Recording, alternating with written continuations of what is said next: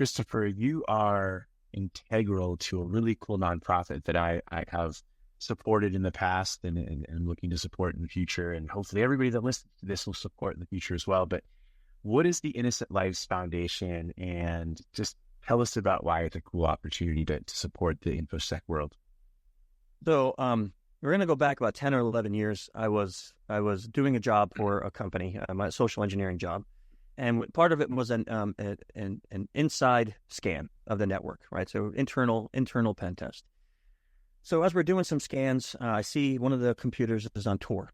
So I go to the director and I say, "Hey, is there any reason why so-and-so would be on tour?" And he says, "Absolutely not. Can you tell me what he's doing?" I'm like, "Not really, but I could put a keylogger on his machine."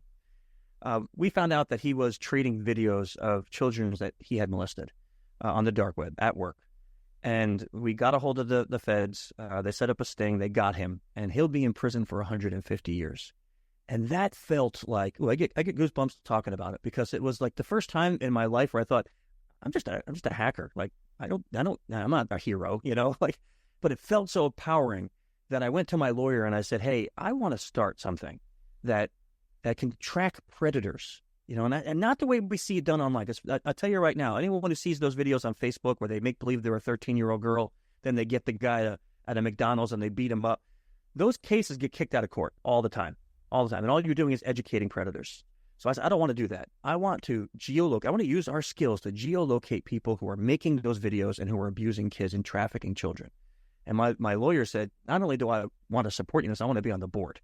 So it took me about 1.5 years, 2 years to get all the things that he gave me to legally work it out, because we are dealing with a lot of illegal content, to get law enforcement support, because I needed to, once we have a case, we can't do an arrest. So I need to be able to get it to someone who will take it.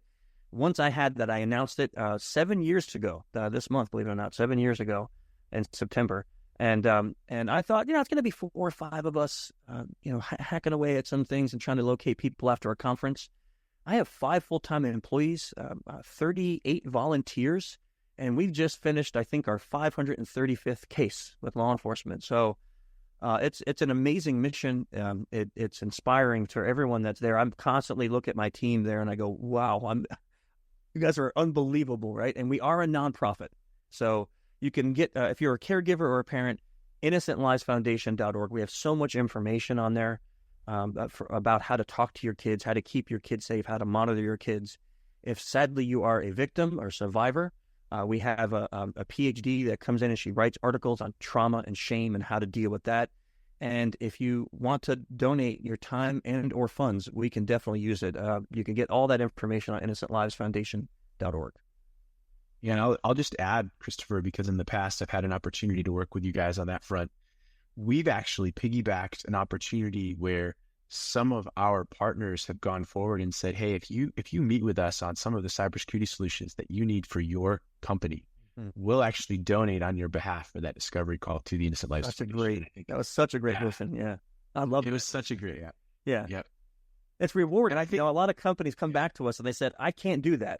Like I've had infosec people say, "Look, I was abused as a kid. I can't help you," but getting you money made me feel really good. And I'm like, "Oh, hey man, then you are helping, right? That's helping in my opinion, because that's what we need to keep the mission going."